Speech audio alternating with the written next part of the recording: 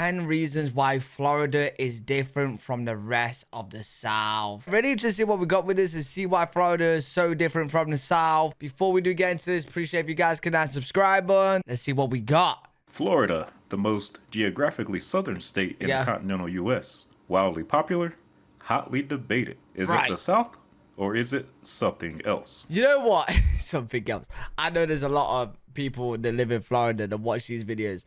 But what's crazy to me is how Florida is the most southern part of like America, right? But they don't know if it's a part of the South. When you ask an American, you're going to get a whole slew of answers. Right. For some, it is a definitive yes. Okay. Others, it's absolutely not the South. Already. And then there's the phrase that the further north you go in Florida, the more southern it is. What?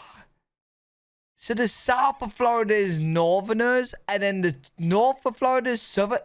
What? The more southern it is. Well, in this video, we're going to take a look at some of those reasons as to why Florida is different from the rest of the South. Like the video and subscribe if you love the content, and let's get into it. First, let's talk about these pseudo cities or places in Florida. Fake Florida cities. What do you mean fake Florida cities? What are fake Florida cities? As I like to call them. Officially called census designated places by the U.S. Census Bureau, though some of them, such as Port St. Lucie, actually are incorporated as cities. These places embody the pinnacle of American-style post-World War II suburbia. Absolutely sprawling masses upon masses of nearly identical single-family homes. Wait, but people are living there though, right? With no real entertainment nor central core business district. The developers were given open reign with the land in Florida, and they went absolutely nuts with it. Already. It looks like someone played SimCity and dragged a low-density residential zone across the whole map. You can find them all over the state. Places like Palm Coast, Cape Coral, Deltona, Spring Hill, Weston, Port St. Lucie, and countless more. Some, such as Parkland, even have the nerve to have gated enclaves within an already suburban enclave. And don't even get me started on the armpit of the state, Lehigh Acres. It might just be the most depressing place I've ever visited. Wait, why? A subscriber asked me on my Palm Coast video where was the downtown. Well, my friend, there isn't one. At best, you might get a Walmart here, a Home Depot there. Wait, with these places then, how far do they actually have to travel to get their groceries and stuff? And hey, it is Florida, so you know there's a Publix somewhere nearby. Some of them have very large populations also. So these aren't just any small suburbs. Port St. Lucie and Cape Coral have well over 200,000 people, and the latter is one of the fastest growing so-called cities in the state. Oh, wow. Florida, the land of the cities that are not actually cities. You won't really find these much anywhere. So it's not a fake city because like it's just like, you know, the houses are fake. You know, people are actually living there, but it's not actually a city. Okay, fair enough. Else in the South, even with modern suburbia, you can still find a historic downtown in most southern cities outside of Florida. Right. Most of the rest of the South was settled earlier in American history, and a large amount of these places being designed this way can be attributed to them being developed after World War II and a federally subsidized suburban housing boom. Now, I know a lot of people will criticize this style of development, but a lot of Americans seem to love it as they keep on moving there. To each his own. You know what? Hey, Florida is very, very, very beautiful. So I understand why people are moving it. But then again, the storms that people like Florida gets is crazy. Like just last year, that was mad. And one of the most obvious ways that Florida is different is the climate. The majority of the southern states have a humid subtropical climate. The humid subtropical climate is characterized by relatively mild winters with hot, humid summers. Right. If you grew up in the South and you're familiar with those summers, and AC is a must. Snow comes occasionally, but is rare enough to where a few inches can shut an entire city down. This climate totally dominates the southeastern U.S. and even northern Florida. But continuing further south into Florida, you encounter a climate that can't be found anywhere else in the country outside of Hawaii, the tropical climate. Oh, tropical. In fact, Florida is the furthest north that the global tropical climate reaches. Oh, really? The tropical climate consists of year-round warm weather, with average temperatures in South Florida being around 65 degrees. There's a wet season from May through October and a dry season from November through April. When the rest of the country is freezing in January, South Florida is warm and sunny. Snow is extremely rare, isn't it? And even during the summer months, you rarely will see temperatures exceed 100 degrees in the state. This has no doubt contributed to Florida being the #1 state in the country for domestic tourism. You know what? Honestly, because I'm in the process of like planning my trip to America. And so many people are saying to go to Florida. So many people. And it does look absolutely amazing. If you guys want to get behind with me with booking my trip to Florida, I've already just said Florida. That's how many people are telling me to go to Florida, bro. But listen, if you want to get behind with me booking my American trip, I'm going to be doing it on my live stream. I'm doing like a very long stream for pretty much the whole of March. So if you guys want to get involved, twitch.tv/L3WG. And the final challenge, the final goal of the whole entire stream, I'm going to be live at pretty much every minute. The final challenge is to plan the American trip with you guys, where I go, what I do, etc., and how long for, and then book my tickets there and then. So if you guys want to, join in with that, join my Twitch. Many Americans flock to the state during the winter months that the term snowbird has been coined to describe those from colder regions of the country who visit the area or own second homes there to vacation for the winter. Some even come from as far north as Canada. During the winter months in Florida, the population swells. The traffic gets heavier. Mate, I don't know like any UK person. I don't know any UK person that's got a second home. I really don't. Like holiday homes. Is that like common in America? And prices get higher. Young 20-somethings also come flood the state's beaches for spring break towards the end of the winter. And the downside of Florida's tropical climate, being flanked by two large warm bodies of water, is the hurricanes. Now, the entire Gulf Coast and the southeastern Atlantic coast is also prone to hurricanes as well. And trust me, being from North Carolina, I know a thing or two about hurricanes myself. But Florida takes hits from hurricanes more than any other state. They can come from the west via the Gulf of Mexico, or they can attack the state from along the Atlantic coast. And with the low elevation, they can be especially devastating to the state. And elevation brings us to the next reason Florida is different, and that is the geography. Most of the South consists of either Atlantic or Gulf coastal plain, with a hilly Piedmont that eventually transitions to mountains and higher elevations as you move inland. Well, Florida is different. Mountains are a foreign concept in Florida. Britton Hill in the Florida Panhandle is the highest point in the state at only 345 feet. Oh, wait. This is the highest point in the state? It's flat. What do you mean? Making it the lowest high point in any state. Most of Florida is at or below sea level, and there are tons of inland lakes, especially in the Orlando area. And new lakes can appear randomly in the form of sinkholes around Florida. And we can't forget about Lake Okeechobee, the eye of Florida, if you will. And Florida is also the flattest of all U.S. states.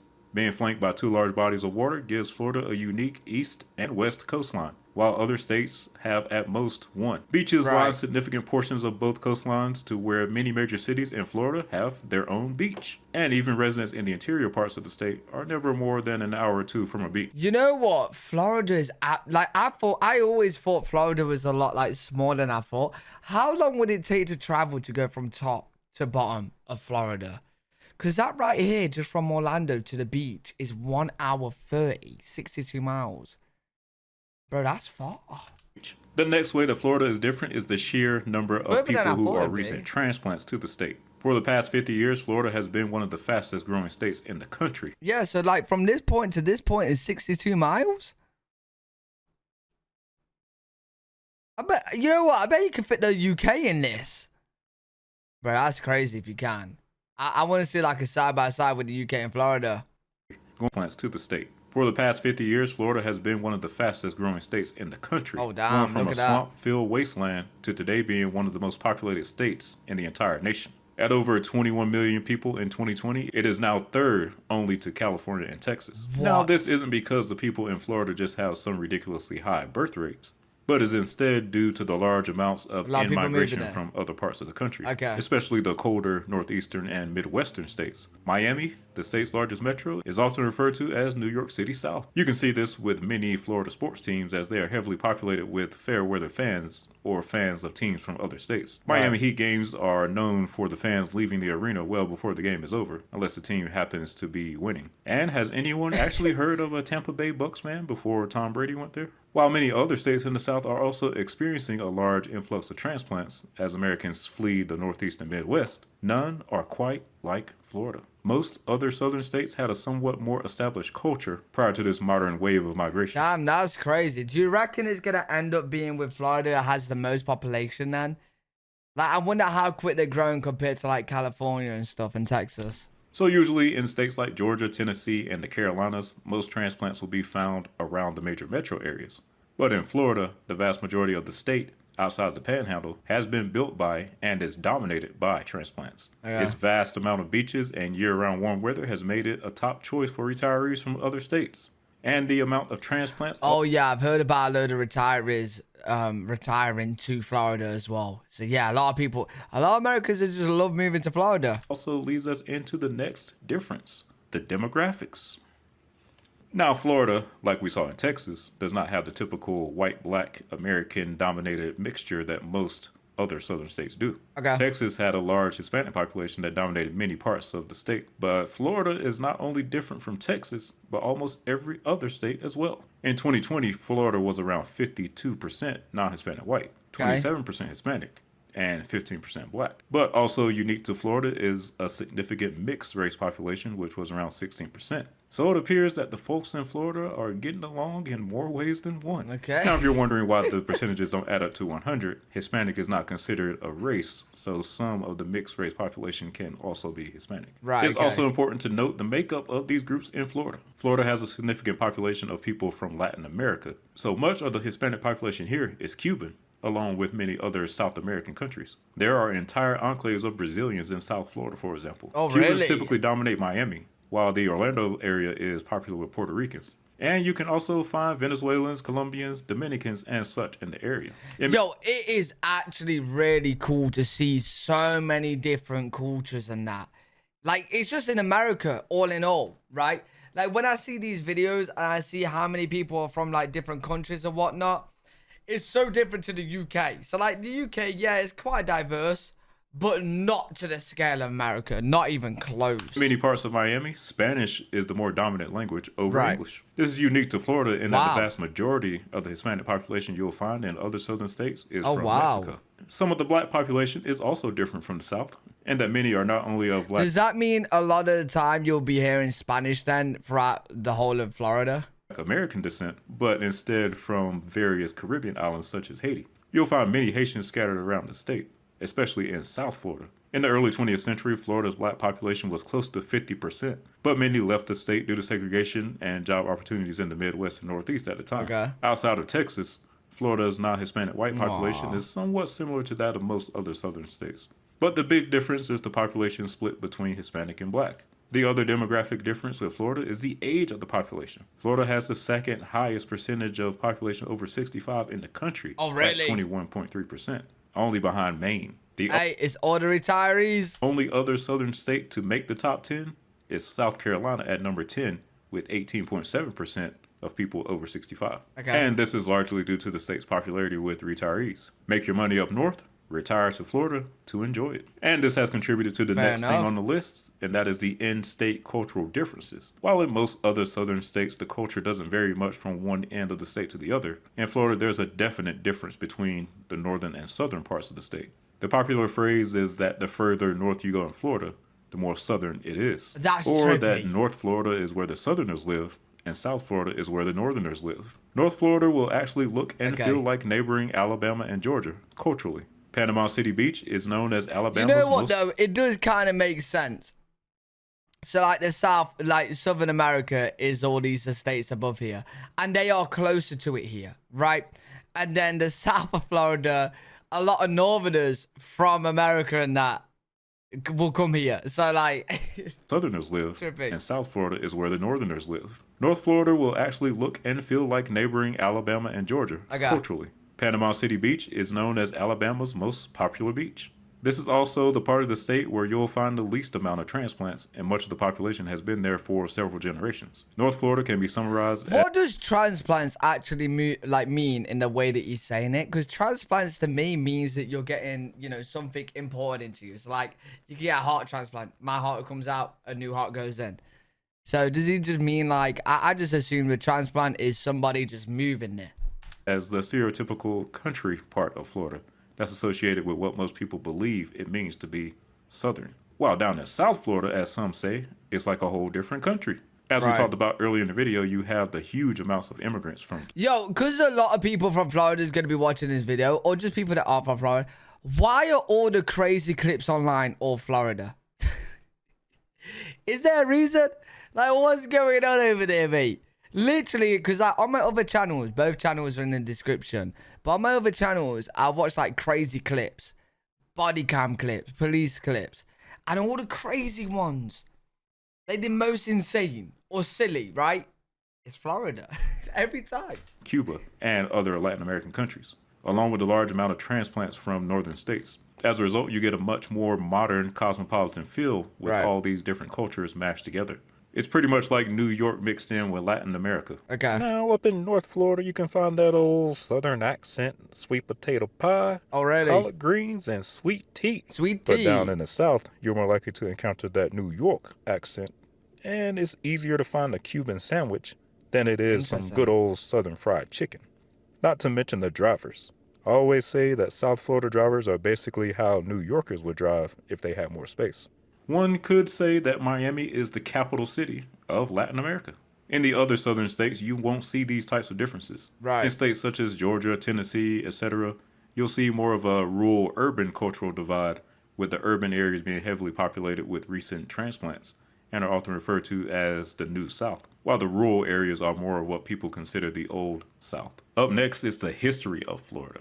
Most of the southern U.S. was colonized by the British, with the exception of Louisiana. But Florida, on the other hand, belonged to Spain. The Spanish actually arrived That explains the Spanish then. and settled in Florida before the British did 13 colonies, with America's oldest city of St. Augustine, Florida, being established in 1565. Spanish Florida included the present-day Gulf Coast areas of Mississippi and Alabama.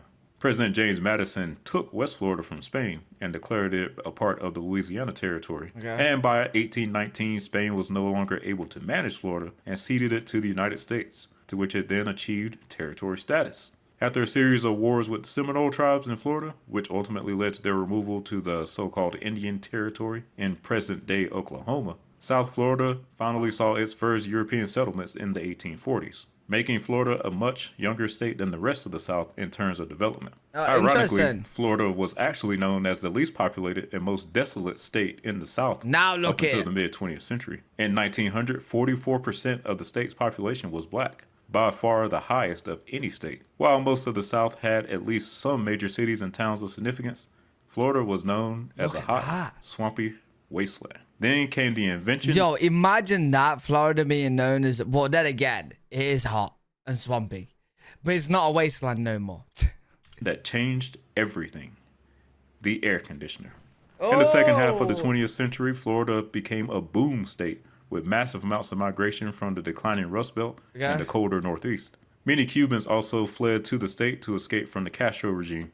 So in essence, one could say that Florida is newer than all the other southern states. Florida's newness, combined with its history as a Spanish rather than a British colony, sets it apart from the rest of the South. Right, The makes next sense. reason why Florida is not like the rest: toll roads. In most of the South, you can easily drive all over the state without having a toll transponder. Most of the major highways were built with federal funds for We the got toll interstate roads highway here. system in the late 20th century. In fact, being from North Carolina, I never even purchased a toll transponder until I visited Florida. Oh, While really? Florida's main highway of Interstate 95 is free, along with most of the major routes in Florida, overall, you're still going to have a painful time in Florida if you choose to only drive on the free roads. Yeah, I ain't gonna lie. I'm looking at all these cars here, and I'm looking at this car here. Is this the toll road? Because I'm gonna be driving on a toll road, buddy. I hate traffic. Honestly, I'll give an arm and a leg for no traffic, man. For the rest of my life, I would. I hate Exhibit traffic, 8, dude. Orlando. Orlando has perhaps the heaviest concentration of toll roads in the entire United States. Only Interstate 4 is free through the area. The Turnpike, the East-West Expressway, and even its Beltway are all tolled. And if you want the more peaceful drive down I-4, you'll have to pay tolls to travel on this express lanes that run down the middle. Expressways in the Tampa suburbs, the Polk Parkway around Lakeland, and the Sunshine Skyway also require tolls. And if you want to To be fair, those toll prices weren't even too bad. Like, it's much more expensive in the UK. travel between Tampa and Miami, you'll be paying to drive down Alligator Alley. Or you can choose a painfully slow trip down US 41, should you try to avoid it. Orlando to Miami is also tolled via Florida's Turnpike. This one is of particular note, as there aren't really any viable alternatives to avoiding the Turnpike between these two cities. Then down in the Miami area itself, I-95 is indeed a free route, but a lot of the other transportation around the metro requires tolls. Jacksonville and other parts of North Florida are probably the best bet for escaping paying tolls, as only a few routes in these parts are tolled. So one could say there's a northern and southern divide in Florida when it comes to tolls as well. So why so many Fair tolls enough. in Florida? Well, Florida, for one, doesn't levy a state income tax on its citizens. Other states usually use these taxes to help Wait, build what? when it comes to tolls as well. So why so many tolls in Florida? Well, Florida, for one, doesn't levy a state income tax on its citizens. Wait, Florida don't have a state income tax? Wait, what's the income tax with Florida then? Other states usually use these taxes to help build roads and other infrastructure. So with that revenue not being here, additional user fees must be generated to make up for it. And then due to Florida being a major tourist destination, the toll roads are a good way to pass the cost of that's railway trippy building house. and maintenance on to the out-of-state population that floods the state during the winter Right. season, rather than Florida residents. And this especially makes sense when you consider that the Orlando area is a year-round major tourist destination. And the True. next difference between Florida and other southern states is the relatively small state capital. I say relative because while Tallahassee isn't the smallest state capital in the South, it is the smallest one relative to the other cities and metros that dominate its state. In most southern states, the capital city is usually among the top 2 or 3 metros in the state. Well, in Florida, that is not the case. Tallahassee ranks behind Miami, Tampa Bay, Orlando, Jacksonville, Sarasota, Fort Myers, and so many more, to the point where it is completely dwarfed in its own state, unlike any other capital city in the South. If not for being the capital, Wait, that's actually crazy. What? And Tallahassee is the capital? What? It's not even close to the rat. It's not even top 10. dwarfed in its own state, unlike any other capital What? city in the South. If not for being the capital city, Tallahassee might not have any influence at all in the state. Florida State is a prominent university in the state, however. Florida is probably the only southern state where the capital city rarely, if ever, comes to mind when one hears that state name mentioned. Does the governor of Florida even want to live in Tallahassee? Probably And not. for our final reason, you know I always have to bring it back to the infrastructure. When it comes to infrastructure, what Florida has that the rest of the South does They got not high-speed is rail? high-speed rail. Yes, Florida, with all of its suburbia and major highways, is the first state in the South to have what we call high-speed rail. Oh, okay, cool. At least by American standards. Enter Brightline. Currently running from Miami to Orlando with stops in Aventura, Fort Lauderdale, Boca Raton, and West Palm Beach along the way. Brightline is a high-speed train offering a premium trip around the Miami South Florida Metro with service all the way Oh, I bet it's a nice trip on that train though. Like the scenes. up to Central Florida and Orlando. This isn't your typical low-grade public transit offering. It is not as slow and cumbersome as Amtrak. And you can actually get to your destination in time frames that are as good as or better than driving. And your Yo, Florida's massive, isn't it? Orlando to Miami on train 3 hour 30. Yo. destination in time frames that are as good as or better than driving. Okay. And your legs won't fall asleep due to the lack of space like it does on a typical airline, unless That's you take out good. a That's second always mortgage to good. fly first class. While in the rest of the South, your train experience is at best something you might do once just to do it. Brightline is actually practical for use over driving or flying in certain instances. Trains, planes, and automobiles are all on the table as options in Florida. While in the rest of the South, it's mostly just automobiles or planes. Right. High-speed Got ya. rail. Only in Florida. And there we have it, guys. How Florida Interesting, is though. not like the rest of the South. Really enjoyed this video, especially the fact that I'm probably going to be heading over to Florida soon. Yeah, I really can't wait. Watching this kind of got me a little bit more excited as well. There's quite a few states I want to visit in America. So obviously we're going to have that chat and plan out what's going to happen. Really cool video. Enjoyed that. Let me know if you guys are from Florida or you're not, if you ever been. If you guys enjoyed, make sure to leave a thumbs up, subscribe for more content. Live every single day on twitch.tv/L3WG. I'll see you all in the next one. Peace.